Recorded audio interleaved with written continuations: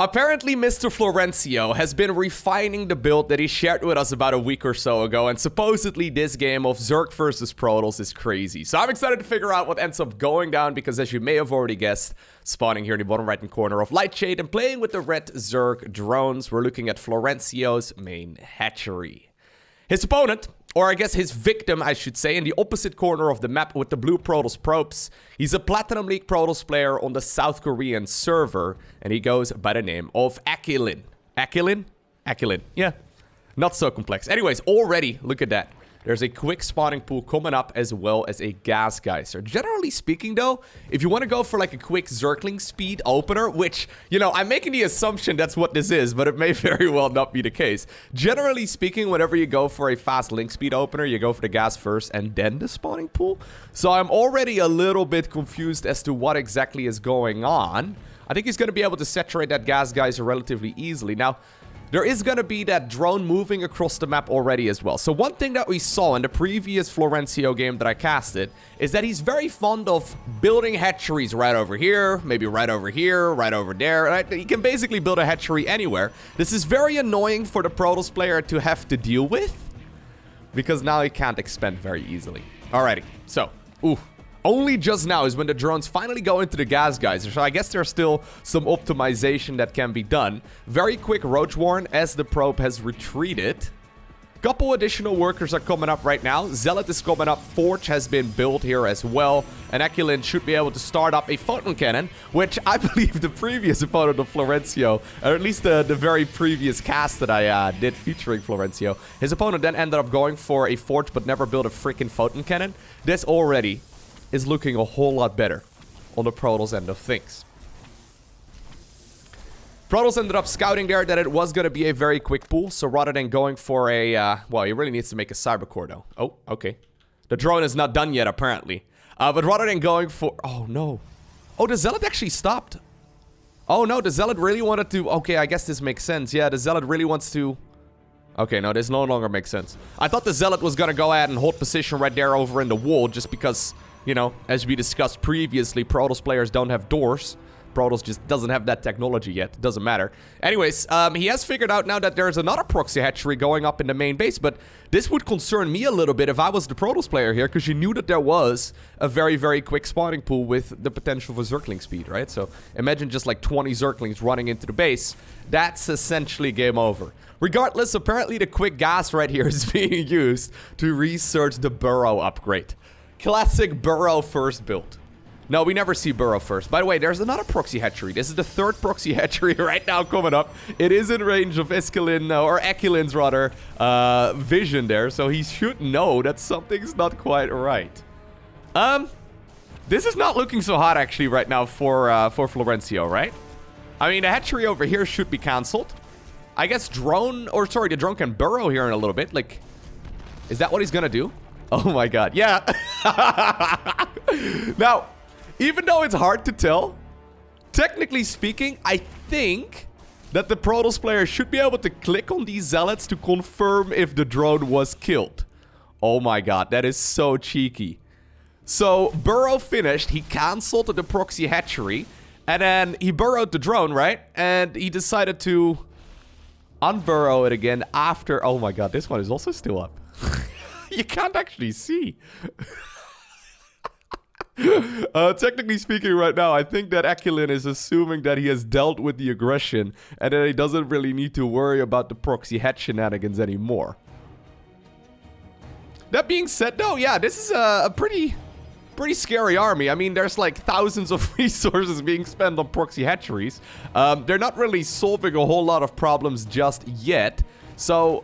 yeah, since Protoss has been building quite a large army here for a little while already, he's just gonna march straight towards the main base here of the Zerg. Is there actually even gonna be enough right now for Florencio to deal with this? He does have a couple more roaches coming up. Zealots, obviously, very scary. There's a spine crawler here as well. Pretty good micro here so far, but these roaches... oh, they can burrow, obviously. I forgot about that. These roaches are gonna be in some trouble, is what I was going to say. With perfect micro, I guess, you could keep, technically speaking, all of those bad boys alive. Don't know if the drones really need to be pulled that far out, but... alrighty. Okay, so he holds on. Proxy hatchery is found in the main base as the creep is spreading closer to that main nexus. A couple of zealots will be warped in. Already a handful of roaches are coming up inside of the main base. I gotta say, I really like the potential on Burrow first. Burrow first seems pretty good.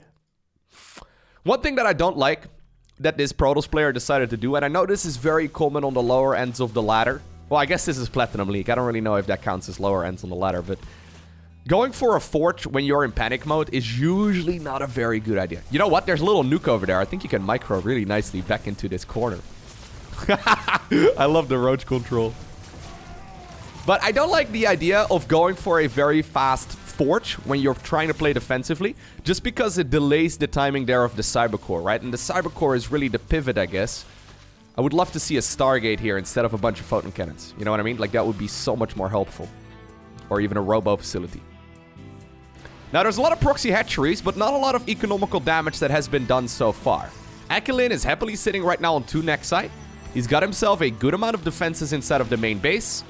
The probe actually... Oh, no. The probe helped out in the battle. It didn't get the final hit, but it doesn't matter. Should be able to burrow that one in the back as well. Nice targeting, though, there by the Protoss player. One thing worth noting, like I said, is that this is a game played on the Korean server.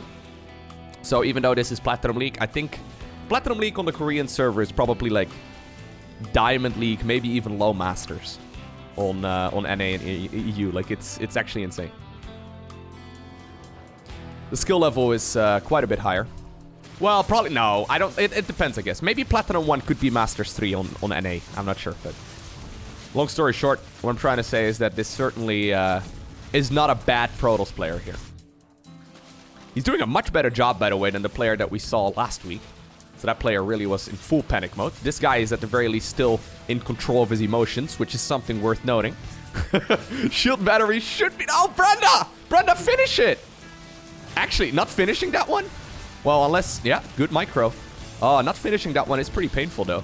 There's detection right now, obviously, as well. So Burrow is not spottable, I guess. You can't see it without detection. But luckily here for the Protoss player, he does have detection in the form of those photon cannons. There's roaches currently everywhere, but like I said, at this point, there's also a robo facility here that's done, which is fantastic for the Protoss because that means he can really start building up the tech, right? And when it comes to robo units that deal well with roaches, I mean, obviously the Immortal comes to mind. The Observer comes to mind, right? Because you can detect those burrowed units much easier, but also the Warp Prism. If you're confident in your control, you can basically make sure that against small amounts of roaches, you don't lose anything if you juggle the units well. Akelin has also transferred those probes towards the low ground, so even though, you know, it looks like the main base is in a lot of trouble, very little damage actually has been done here by Florencio. I mean, I guess some lost mining time and all that, but good defense right here by the Protoss player. I think as a Protoss here, once you clean all of this up, you should transition towards like a 2-base, 8-gate all-in. It's the thing that people used to play a lot back in the day. It's still very powerful because it never actually got nerfed. But I think what you do, yeah, you just pump out like 1 or 2. I don't think you need another Observer, to be honest. Unless you lost the one. Oh my god, did he really... Hold up. Wait, so what happened with this Observer? The only anti-air that Florencio has is Corrosive Bile. Are you gonna tell me that he actually biled the Observer? Maybe I actually had it on the screen, but... What happened to this Observer? How did it die? Huh? Did the Protoss player kill it himself? That makes no sense.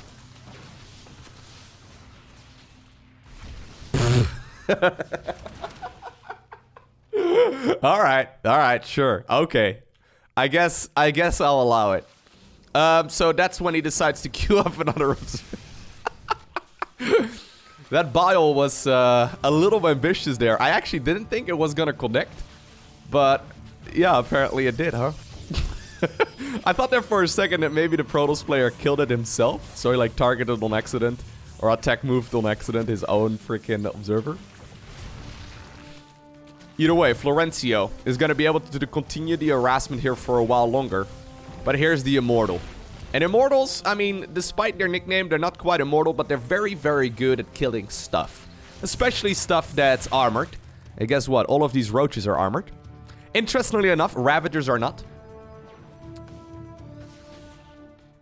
But yeah, these Immortals are going to be fantastic. I would love to see continued production on that. The only downside, I guess, is that he doesn't have a whole lot at this point. He really wants to kill the hatchery. I don't think he has to... Oh, no! No! Not again, dude! What just happened? He lost another observer there to a corrosive bile. Anyways, I would love to see him continue to produce Immortals here. Just make like an Immortal. Another Immortal, maybe a Prism, right? I guess you need an observer again because you lost it. I don't think that would be a bad idea. Now, there's still quite a few roaches here available. Yeah, okay. I liked what Akulin was doing here, but now he's starting to lose focus.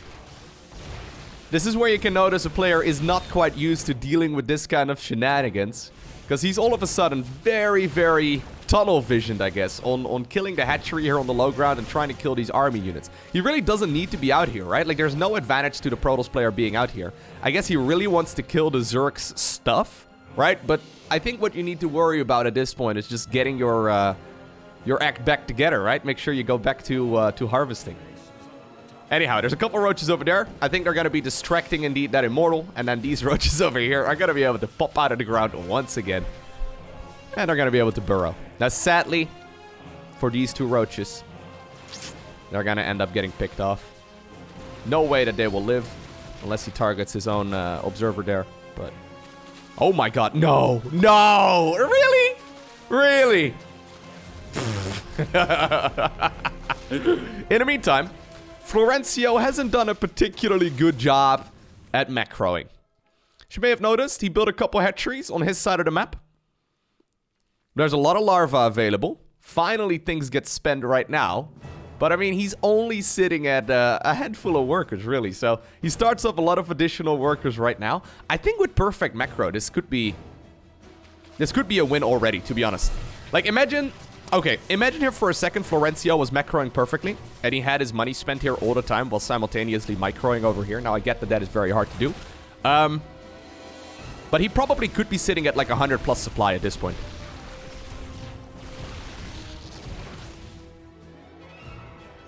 I guess the only downside of that is that you're going to be climbing up on the ladder pretty quickly. And then all of a sudden, you're going to be facing Protoss players that are going to be much better at, like, decision-making as well.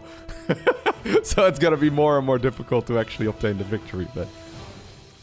It's all good. So, Protoss, I mean... Dude, if he really was optimizing the timing here on his robotics facility a little bit more, I think this could have been so much better for him. So, imagine if he would have had... Now, I like this, by the way. There's a pylon over here. Imagine if he would have had... like a Prism here, and then a second Immortal. He could have easily had that. Oh, it would have been fantastic. Right now, he's forcing himself into a bit of a weird one-base all-in because he ended up losing the main Nexus. He's got like a semi-wall-off over here as well. Now, link speed is super late. So Florencio is going to have a hard time surrounding this army, but I mean... I think these are Zerglings with a mission. If there's one thing that Stalkers and Immortals aren't very good at, it's fighting Zerglings. Hello, recall. Bro, really? Do you have energy? You have full energy. Recall, please. Get out of there. Oh, no. It started so promisingly, but this is so awkward. Slow Zerglings fighting slow Zealots. Only in Florencio games, really.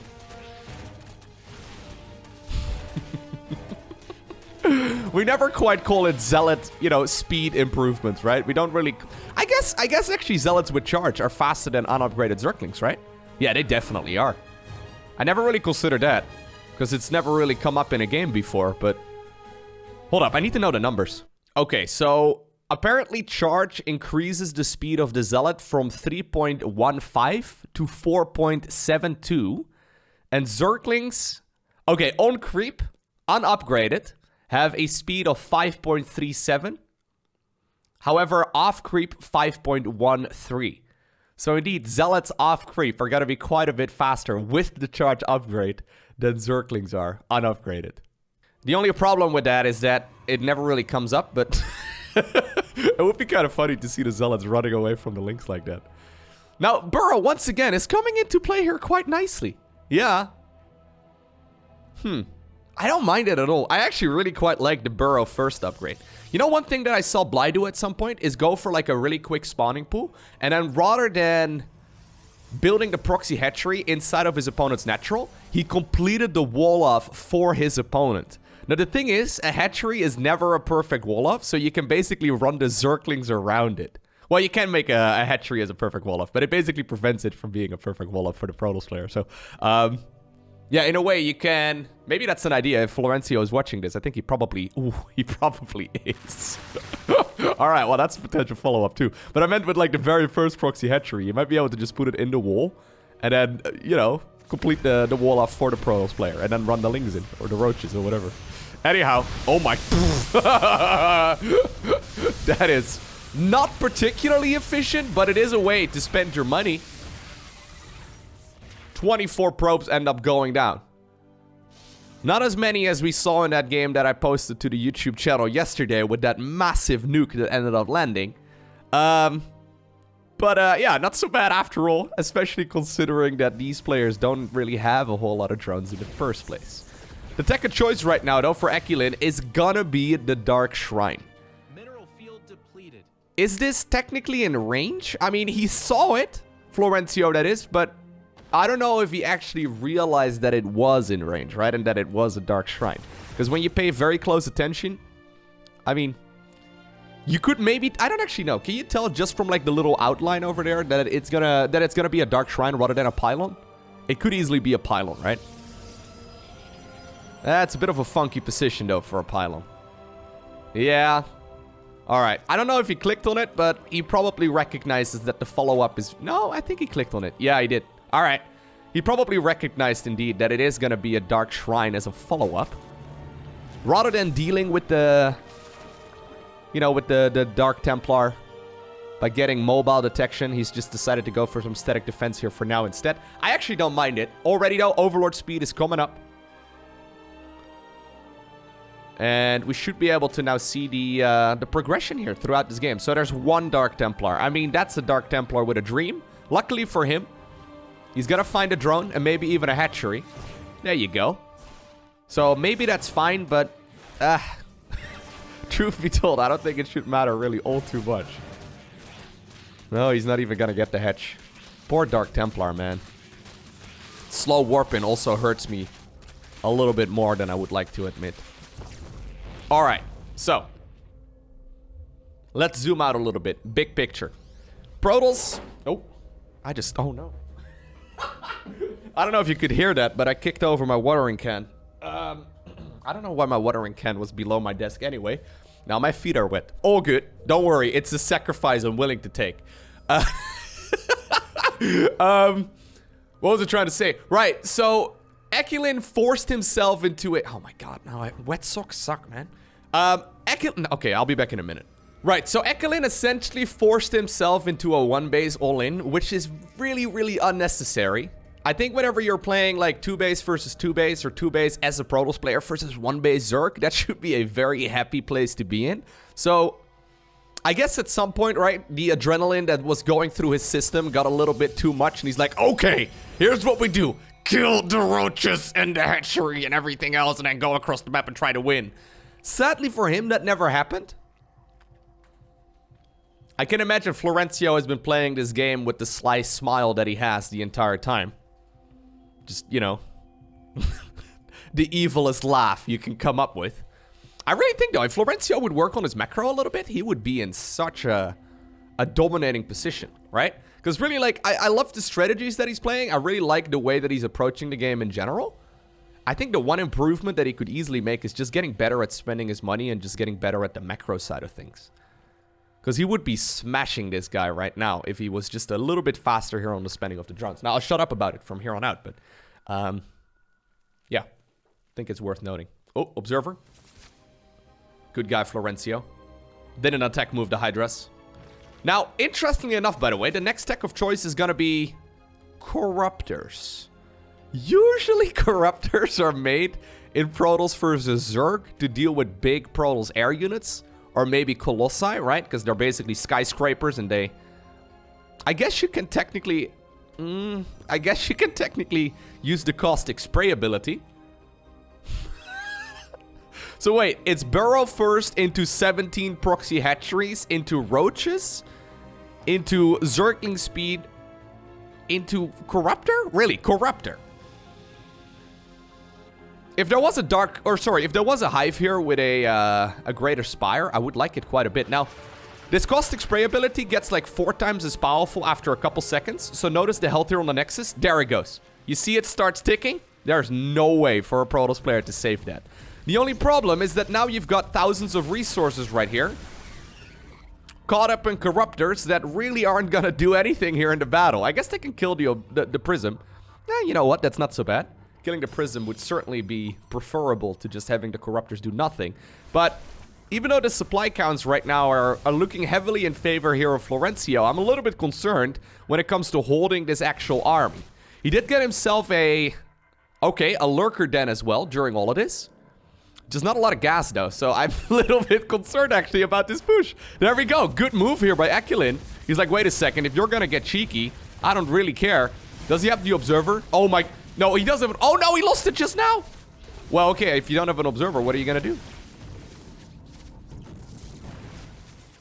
The Prism indeed got sniped as well, and there it is. Florencio obtains the victory against the Protoss player. So, usually whenever people ask me about Lurker play, I advise them to be at least on 8 gases, but preferably 10. So whenever you think about going Lurkers, you should really try and be on at least 8 gases. I would say that's minimum. If you want to add on, though, Corruptors into the mix as well, and you want to play it efficiently, I think you need at least 10. Like 10 gas geysers, so at least 5 bases up and running. Now, I do think that there could be value and room for Burrow first at the pro level. I don't necessarily know if it is because of the fact that it could actually, like, win the game straight up. But imagine you rush out the Burrow upgrade, right? And then you just simply prevent your opponent from expanding. Especially in the current meta, where going Stargate into, for example, Void Ray is very popular. I don't know. It might just be too expensive. 100 minerals, 100 gas isn't a lot in the later stages of the game, but early on, it is a ton. Right? Like, what I'm trying to imagine here, say, okay, if we go back for just a little bit, right? Say this Protoss player responded with what I would consider to be the perfect response. So, what he would do, he would scout that his opponent went for a quick spawning pool. Rather than building a Nexus quickly, he would go second gateway and then a Cyber Core as a follow-up. You chrono boost out a Zealot or 2, and then you switch straight into Adepts. Right? The problem is that I'm pretty sure you can get like 6 Adepts out, or like 4 Adepts at the very least, by the time, or way before your opponent is gonna ever finish up Zergling speed. So, you know, right, like, you can go Burrow and you can prevent your opponent from expanding, but then you're still playing 1 base versus 1 base, and it just makes the whole game a lot more complex. The real value, though, as is always the case with the Florencio games, is that he throws his opponents off, right? Generally speaking, especially in like Platinum League and Diamond League, players actually have gotten really good at playing standard games. Like the macro players, that is. I mean, you have the guys that are opening up Force first, right? Those are, you know, those exist all the way up to like Grandmaster League. I face those regularly myself as well. The only thing they can do is just open up with that really, really aggressive Forge first. But there's a lot of guys in Platinum League and in Diamond League, actually, that in standard macro games are basically unbeatable if they don't get messed with, right? The game gets hard, though, when you do get messed with. And I think that's where Florencio shines. He's just simply really good at staying a step ahead with the shenanigans that he likes to bring to the table. Anyways, I hope that you enjoyed watching today's video. If you did, make sure you hit that like button down below. If you really enjoyed it, consider hitting that subscribe button as well so you get notified as soon as future videos go live. Today, I want to give a special shout out to the YouTube members. Thank you for directly supporting the channel. Now, if you want to become a YouTube member yourself as well, you can go ahead and click the join button right next to the subscribe button below the video if you're watching this on desktop, or by using the link down below in the description of the video. For now, though, I want to thank you for watching. Have an awesome day. Don't forget to smile, and I'll see you once again in the next one.